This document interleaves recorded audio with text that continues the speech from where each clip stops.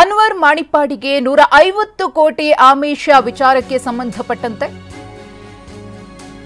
ಮತ್ತೊಮ್ಮೆ ಸಿಎಂ ಸಿದ್ದರಾಮಯ್ಯನವರು ಸ್ಪಷ್ಟನೆಯನ್ನ ಕೊಟ್ಟಿದ್ದಾರೆ. ಮಾಣಿಪ್ಪಾಡಿ ಹೇಳಿದ್ದು ವಿಡಿಯೋ ರೆಕಾರ್ಡ್ನಲ್ಲಿದೆ ಅಂತ ಗದಗದಲ್ಲಿ ಸಿಎಂ ಸಿದ್ದರಾಮಯ್ಯನವರು ಮಾತನಾಡಿದ್ದಾರೆ. ಪ್ರಧಾನಿ ಹಾಗೂ ಜೆಪಿ ನಡ್ಡಾ ಅವರಿಗೆ ಪತ್ರವನ್ನು ಬರೆದಿದ್ದಾರೆ. ಈಗ ಅದರಲ್ಲಿ ಬದಲಾವಣೆ ಮಾಡಿಕೊಂಡಿದ್ದಾರೋ ಏನೋ ಗೊತ್ತಿಲ್ಲ. ಬದಲಾವಣೆ ಮಾಡಿಕೊಂಡು ಹೇಳಿಸಿರಬೇಕು.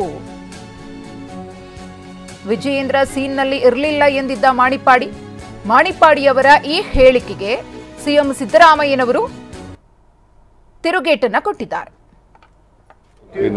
ರೆಕಾರ್ಡ್ನಲ್ಲಿ ಹೇಳಿದಾರಪ್ಪ, ವಿಡಿಯೋ ರೆಕಾರ್ಡ್ನಲ್ಲಿ ಇದೆಯಲ್ಲ, ಈಗ ಹೇಳಿಸಿರ್ಬೋದು ಅನ್ನೋ ಕಾಣಿಸುತ್ತೆ ಅವ್ರ ಕೈನಲ್ಲಿ. ಬಟ್ ವಿಡಿಯೋ ರೆಕಾರ್ಡ್ನಲ್ಲಿ ಅವರೇ ಹೇಳಿರೋದು, ಪತ್ರ ಬರೆದವ್ರೆ. ಪ್ರೈಮ್ ಮಿನಿಸ್ಟರ್ಗೆ, ನಡ್ಡಾ ಅವರಿಗೆ ಪತ್ರ ಬರೆದಿದ್ದಾರೆ.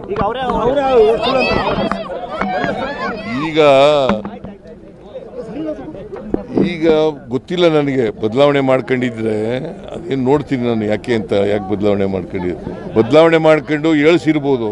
ರೆಕಾರ್ಡ್ನಲ್ಲಿ ಹೇಳಿದಾರಪ್ಪ, ವಿಡಿಯೋ ರೆಕಾರ್ಡ್ನಲ್ಲಿ ಇದೆಯಲ್ಲ, ಈಗ ಹೇಳಿಸಿರ್ಬೋದು ಅನ್ನೋ ಕಾಣಿಸುತ್ತೆ ಅವ್ರ ಕೈನಲ್ಲಿ.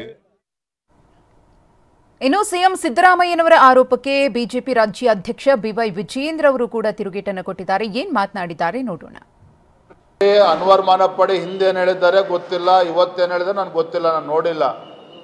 ಆದರೆ ಒಂದು ನಾನು ಹೇಳ್ತೇನೆ, ಇದಕ್ಕೇನಾರ ಅರ್ಥ ಇದೆಯಾ? ಬಿಜೆಪಿ ಸರ್ಕಾರ ಇದ್ದಾಗ ಅವ್ರು ಕೊಟ್ಟಂಥ ವರದಿನ ಕಾಂಗ್ರೆಸ್ ಮುಖಂಡರನ್ನ ಕಾಪಾಡಿ ಅಂತೇಳಿ ನಾನ್ಯಾಕೆ ಅವ್ರ ಮನೆ ಬಾಗಿಲಿಗೆ ಹೋಗಬೇಕು? ನಾನ್ಯಾಕೆ ಕಾಂಗ್ರೆಸ್ ಪಕ್ಷದ ಮುಖಂಡರನ್ನ ಅವ್ರನ್ನ ಕಾಪಾಡಿ ಅಂತ ನಾನ್ಯಾಕೆ ಕೇಳಬೇಕು? ನನಗೇನು ದೊಡ್ಡಪ್ಪ ಚಿಕ್ಕಪ್ಪನ ಮಕ್ಕಳಿದ್ದಾರೆ ಕಾಂಗ್ರೆಸ್ ಪಕ್ಷದಲ್ಲಿ? ಮಲ್ಲಿಕಾರ್ಜುನ್ ಖರ್ಗೆ ಅವರು ಅಲ್ಲ, ಪ್ರಿಯಾಂಕಾ ಖರ್ಗೆ ಅವರು ಮಾತನಾಡಿರ್ತಕ್ಕಂಥದ್ದು ಕೂಡ ಅರ್ಥಹೀನ. ಅದನ್ನ ಬಂಡವಾಳವಾಗಿ ಇಟ್ಕೊಂಡು ಮುಖ್ಯಮಂತ್ರಿಗಳು ಇವತ್ತು ಮಾತನಾಡ್ತಾರೆ ಅಂತ ಹೇಳಿದ್ರೆ ಇವ್ರಿಗೆ ಏನು ಹೇಳಬೇಕೋ ಗೊತ್ತಿಲ್ಲ. ಹಾಗಾಗಿ ಎಲ್ಲೊಂದು ಕಡೆ ಮುಖ್ಯಮಂತ್ರಿಗಳು ವಿಚಲಿತರಾಗಿದ್ದಾರೆ ಅಂತಕ್ಕಂಥದ್ದು ಸತ್ಯ. ಇವ್ರು ಏನೋ ಕಪೋಲ ಕಲ್ಪಿತ ಕಥೆಗಳನ್ನು ಸೃಷ್ಟಿ ಮಾಡಿಕೊಂಡು ವಿರೋಧ ಪಕ್ಷದವ್ರನ್ನ, ವಿಜಯೇಂದ್ರನ ಹೆಣಿಬೋದು ಅಂತಕ್ಕಂಥ ಭ್ರಮೆನಲ್ಲಿದ್ದಾರೆ ಅಂತ ಹೇಳಿದ್ರೆ ನಾವು ಕೂಡ ಅವ್ರ ಸವಾಲಿಗೆ ತೊಡೆ ತಟ್ಟಕ್ಕೆ ತಯಾರಿದ್ದೇವೆ. ಅವರ ಪ್ರಶ್ನೆಗಳ ಉತ್ತರವನ್ನು ಕೂಡ ನಾವು ಕೊಡ್ತೇವೆ.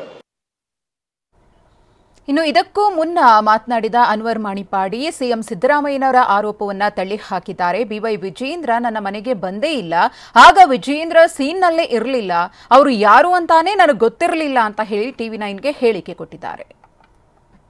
ಮೊತ್ತ ಮೊದಲಾಗಿ ವಿಜಯೇಂದ್ರ ನನ್ನ ಮನೆಗೆ ಬಂದೇ ಇಲ್ಲ, ಮತ್ತು ನಾನು ಈ ರಿಪೋರ್ಟರ ವರದಿಯನ್ನು ಕೊಟ್ಟದ್ದು 2012-13ರಲ್ಲಿ. ಆ ಕೊಟ್ಟಾಗ ವಿಜಯೇಂದ್ರ ಸೀನಲ್ಲೇ ಇಲ್ಲ. ಅವರು ಯಾರು ಅಂತ ಕೂಡ ನಮ್ಗೆ ಗೊತ್ತಿಲ್ಲ, ಹೆಸರು ಮಾತ್ರ ಕೇಳಿಲ್ಲದೆ ಅವ್ರು ಭೇಟಿ ಕೂಡ ಆಗಿದ್ದಿಲ್ಲ ಆಗ. ಹಾಗಿರ್ಬೇಕಾದ್ರೆ ಅವರು ಯಾವಾಗ ಅವ್ರ ಹತ್ರ ಡಿಸ್ಕಸ್ ಮಾಡಿದ್ದು ನಾನು, ಅವರು ವೈಸ್ ಪ್ರೆಸಿಡೆಂಟ್ ಆಗಿದ್ದಾಗ, ನಮ್ಮ ಸರ್ಕಾರ ಇದ್ದಾಗ ಅವ್ರು ಡಿಸ್ಕಸ್ ಮಾಡಿದ್ದೆ. ಆಗ ನಾನು ಯಾರೆಲ್ಲ ನನಗೆ ತಡೆ ಹೊಡುತ್ತಾರೋ ಅವ್ರ ಮೇಲೆ ಕಿಡಿಕಾರಿದ್ದು ನಿಜ. ಹಾಗೆ ನಾನು ಕೇಳಿದೆ ಹೊರತು, ಯಾಕೆ ನಮ್ಮ ಸರ್ಕಾರ ಇರಬೇಕಾದ್ರೆ ಈಗ ನಿಮ್ಮ ಅಪ್ಪಾಜಿಯವರು ಯಾಕೆ ಇದು ಮಾಡ್ತಾಯಿಲ್ಲ, ನನ್ನ ರಿಪೋರ್ಟ್ ಮಂಡನೆ ಮಾಡ್ತಾಯಿಲ್ಲ, ಈಗ ಅದು ಮಂಡನೆ ಮಾಡ್ಬೋದಲ್ಲ ಅಂತೇಳಿ ಭಾಳಷ್ಟು ಮಾತಾಡಿದ್ದೇನೆ ಹೊರತು 150 ಕೋಟಿ ನನಗೆ ಕೊಡಲಿಕ್ಕೆ ಬಂದು ಅದೇನು ನನಗೆ ಹೇಳಿಲ್ಲ. ಪ್ರಾಯಶಃ ಅದನ್ನು ತಡೆ ಒಡ್ಡಲಿಕ್ಕೆ ಪ್ರಯತ್ನ ಪಟ್ಟಿರ್ಬೋದು ಅವರು. ಯಾಕೆಂದರೆ ಅವರ ಮೇಲೆ ಕಾಂಗ್ರೆಸ್ ಕಡೆ ಕೂಡ ಒತ್ತಡ ಇರ್ಬೋದು. ಅದಕ್ಕೋಸ್ಕರ ಅವರ ಮುಖಾಂತರ ನನ್ನನ್ನು ಸರಿಪಡಿಸಲಿಕ್ಕೆ ಪ್ರಯತ್ನ ಪಟ್ಟಿರ್ಬೋದು, ಅದು ಇದ್ದರೂ ಇರ್ಬೋದು. ಅದಕ್ಕೆ ತಕ್ಕ ಆನ್ಸರನ್ನು ನಾನು ಕೊಟ್ಟಿದ್ದೇನೆ, ಉತ್ತರವನ್ನು ಕೊಟ್ಟಿದ್ದೇನೆ. ಆದರೆ ನನಗೆ 150 ಕೋಟಿ ವಿಷಯ ನಾನು ಈ ಕೊಟ್ಟ ವರದಿ ಇದೆಯಲ್ಲ, ಅದು 7,000 ಪುಟಗಳದ್ದು. ಭಾಳಷ್ಟು ಕಷ್ಟಪಟ್ಟು ಎಲ್ಲ ಕಡೆ ವಿಷಯಗಳ ಸಂಗ್ರಹ ಮಾಡಿ ಆ ರಿಪೋರ್ಟನ್ನು ಕೊಟ್ಟಿದ್ದೇನೆ. ಅದರ ಮೇಲೆ ಯಾರೆಲ್ಲ ತಡೆ ಒಡ್ಡುತ್ತಾರೋ, ಯಾರೆಲ್ಲ ತಡೆ ಒಡ್ಡಿದ್ದಾರೆ ವಿಷಯ ಬಗ್ಗೆ ನಾನು ಎಲ್ಲರ ಮೇಲೂ ಕಿಡಿಕಾರಿದ್ದೇನೆ. ಆಗ ನಮ್ಮ ಸರ್ಕಾರ ಇದ್ದಾಗ ನಾನು ಮಾಡಿದಾಗ ಕೇವಲ 2 ತಿಂಗಳಿರುವತ್ತಿಗೆ ಅದು ವರದಿ ಕೊಟ್ಟಿದ್ದೆ. ಮಂಡನೆ ಮಾಡಲಿಕ್ಕೆ ಅವಕಾಶ ಸಿಗಲಿಲ್ಲ. ಅದರಂತೆ ಕಾಂಗ್ರೆಸ್ನವರು ಬಂದಿದ್ದರು. ಈಗ ಕಡೆಗೂ ಅದು ಮಂಡನೆ ಆದ್ದು ನಮ್ಮ ಸರ್ಕಾರ ಇರಬೇಕಾದ್ರೇ. ನನಗೆ ಅಂದು 2012-13ರಲ್ಲಿ ನನಗೆ ವಿಜಯ